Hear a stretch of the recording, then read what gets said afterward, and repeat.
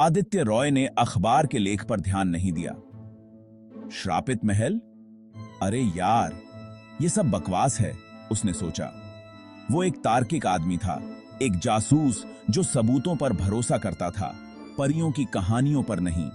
उसके लिए हर रहस्य का एक तार्किक समाधान होता है। उसके स्टडी की धुंधली रोशनी में उसकी महंगी घड़ी चमक रही थी। यह घड़ी उसकी सफलता का प्रतीक थी, उसकी मेहनत और लगन का परिणाम। वो एक अमीर आदमी था जो जिंदगी की बेहतरीन चीजों का आदी था, लेकिन उसे असली मजा पहेलियां सुलझाने में आता था। उसके लिए हर पहेली एक चुनौती थी, एक ऐसा खेल जिसे वह जीतना चाहता था। और ये, उसने सोचा, एक बड़े धोखे से ज्यादा कुछ नहीं है। आदित्य रॉय ने हमेशा अपने तर्क और बुद्धि पर भरोसा किया था, और इस बार भी वह कोई अपवाद नहीं था। एक महल जहां लोग गायब हो जाते हैं, श्री कृष्ण को समर्पित एक राजा की आत्मा का साया है। वह मनोरंजन से भरे स्वर में बुदबुदाया। उसे यकीन था कि यह सब एक बड़ी साजिश का हिस्सा है। उसने कागज को अपने डेस्क पर फेंक दिया। आवाज उसके स्टडी के सन्नाटे के बिल्कुल विपरीत थी। यह उसकी निराशा को दर्शाता था, लेकिन साथ ही उसकी दृढ़ता को भी, जैसे कि ऐसी चीजें होती हैं। लेकिन आदित्य रॉय जानता था कि हर रहस्य का एक समाधान होता है, और वह इस रहस्य को भी सुलझाने के लिए तैयार था। उसके लिए यह सिर्फ एक और चुनौती थी, एक और पहेली जिसे सुलझाना था। राजस्थान के बीचों बीच बसा जगतपुर गांव एक ऐसी जगह थी जहां समय मानो ठहर सा गया था। यहां की हर गली, हर मोड़ पर इतिहास की कहानियां बसी हुई थीं, जो आज भी जीवंत प्रतीत होती थीं। धूल भरी पगडंडियों पर प्राचीन बरगद के पेड़ थे, जिनकी शाखाएं सदियों से झुकी हुई थीं। इन पेड़ों की जड़ें मानो धरती की गहराइयों से जुड़ी हुई थीं, और उनकी छाया में गांव के बच्चे खेलते थे। हवा में अगरबत्ती की खुशबू और प्रार्थनाओं की गूंज थी। मंदिर की घंटियों की आवाज दूर दूर तक सुनाई देती थी, जो गांव के वातावरण को और भी पवित्र बना देती थी। लेकिन शांति की सतह के नीचे डर की एक धारा बह रही थी। गांव के लोग अपने चेहरों पर चिंता की लकीरें लिए हुए थे, जैसे कोई अनकहा भय उनके दिलों में बसा हुआ हो। पीढ़ियों से गांव वाले उस महल के बारे में फुसफुसाते रहे थे, जो उनके जीवन पर मंडराता था, एक भूली हुई त्रासदी की याद दिलाता था। महल की कहानियां हर घर में सुनाई देती थीं, और हर कोई उससे दूर रहने की सलाह देता था। ऐसा कहा जाता था कि जो कोई भी इसकी ढहती दीवारों के भीतर जाने की हिम्मत करता था, उसे फिर कभी नहीं देखा गया। परछाई और उस अभिशाप ने निगल लिया जो पत्थरों से चिपका हुआ था। महल के अंदर की अंधेरी गलियों में एक अजीब सी सिहरन थी, जो किसी को भी भयभीत कर सकती थी। आदित्य की टीम, प्रिया और अरविंद, उसके सामने खड़े थे। उनके हाव भाव उत्साह और घबराहट का मिश्रण थे। उसकी तेज तर्रार सहायक प्रिया रहस्य को उजागर करने के लिए उत्सुक थी। तकनीकी विशेषज्ञ अरविंद कम उत्साही लग रहा था। उसकी निगाहें दूर खड़ी भव्य संरचना पर टिकी हुई थीं। अरविंद, क्या तुम इस बारे में निश्चित हो आदित्य? उसने पूछा। उसकी आवाज मुश्किल से फुसफुसाहट थी। गांव वाले, वे भयभीत लग रहे हैं। आदित्य रॉय, आदित्य ने मुस्कुराते हुए कहा। डर अक्सर अज्ञानता से पैदा होता है मेरे दोस्त। हम यहां अंधेरे पर प्रकाश डालने के लिए हैं। जैसे ही वे गांव में दाखिल हुए, हवा भारी हो गई। पत्तों की सरसराहट और उनके अपने कदमों की आहट से ही सन्नाटा टूटा। चिंता से भरे चेहरे वाले गांव वाले उन्हें दूर से देख रहे थे। उनकी आंखों में आशा और भय का मिश्रण था। गांव का मुखिया, एक कमजोर आदमी जिसकी आंखों में पीढ़ियों का ज्ञान था, सावधानी से उनके पास पहुंचा।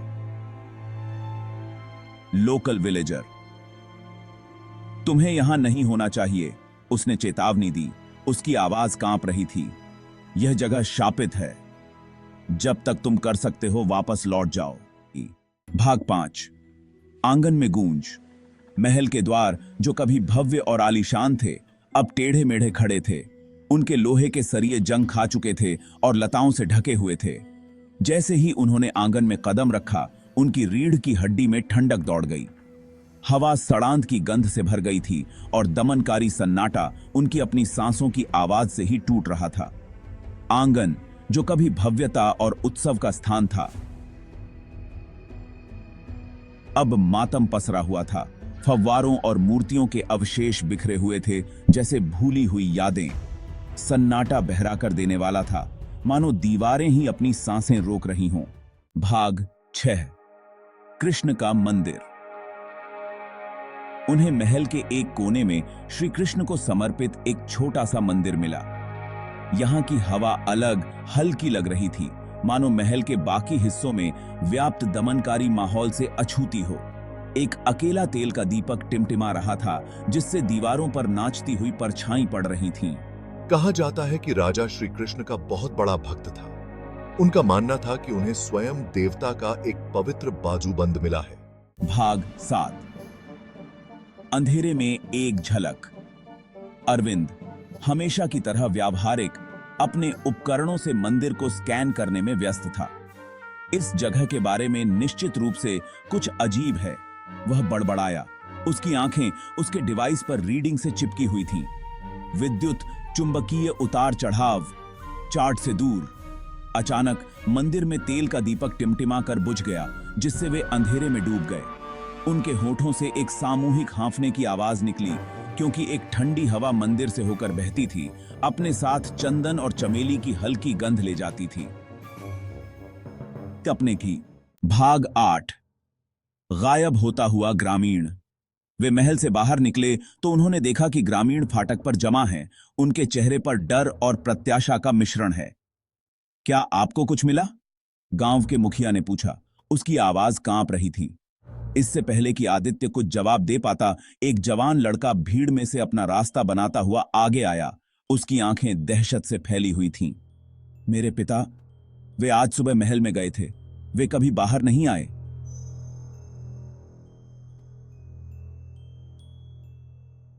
भाग 9। समय के खिलाफ एक दौड़। लड़के के शब्द हवा में भारी पड़े, महल की दीवारों के भीतर छिपे खतरे की एक कठोर याद दिलाते हैं। आदित्य जानता था कि उनके पास समय कम है। उन्हें लापता ग्रामीण को ढूंढना था और शापित महल के रहस्यों को उजागर करना था, इससे पहले कि वह एक और शिकार का दावा करे। हमें अलग हो जाना होगा, उसने कहा। उसकी आवाज दृढ़ थी। प्रिया, तुम मेरे साथ आओ। अरविंद, देखो कि क्या आपको महल के कोई और प्रवेश द्वार मिल सकते हैं, और सावधान रहना। भाग 10। रहस्य गहराता है। जैसे ही सूरज ढलने लगा, जगतपुर पर एक रहस्यमयी चादर बिछ गई। जैसे ही जगतपुर पर अंधेरा छा गया, पूरे गांव में लंबी लंबी परछाइयां पड़ गईं और हर कोने में एक अजीब सी खामोशी छा गई। आदित्य और उसकी टीम ने खुद को सच्चाई के करीब नहीं पाया। वे जितना अधिक खोजते, उतना ही रहस्य गहराता जाता। महल उनके प्रयासों का मजाक उड़ाता हुआ प्रतीत हो रहा था, जैसे कि वह अपने रहस्यों को उजागर नहीं होने देना चाहता। इसके रहस्य इसकी ढहती दीवारों के भीतर गहरे दबे हुए थे। गायब ग्रामीण का रहस्य, अजीब और गरीब घटनाएं और उन घटनाओं के पीछे छिपे कारण, हवा में व्याप्त भयानक भय, यह सब कुछ भयावह, तर्क संगत व्याख्या से परे इशारा करता था। हर कदम पर उन्हें ऐसा लगता जैसे कोई अदृश्य शक्ति उन्हें रोकने की कोशिश कर रही हो। सब कुछ भयावह, तर्क संगत व्याख्या से परे इशारा करता था। महल की हर दीवार, हर कोना एक नई कहानी बयां करता था। शापित महल के भीतर कौन से रहस्य छिपे हैं? क्या यह महल सच में शापित है, या इसके पीछे कोई और सच्चाई छिपी है? क्या आदित्य और उसकी टीम रहस्य को उजागर करने और लापता ग्रामीण को बचाने में सक्षम होंगे, या फिर वे भी इस महल के रहस्यों में खो जाएंगे? जानने के लिए देखते रहिए आदित्य रॉय और शापित महल का रहस्य का अगला रोमांचक एपिसोड। हर पल एक नई चुनौती, हर मोड़ पर एक नया रहस्य। अधिक रीढ़ की हड्डी को दहला देने वाले रहस्यों के लिए हमारे चैनल को सब्सक्राइब करना न भूलें।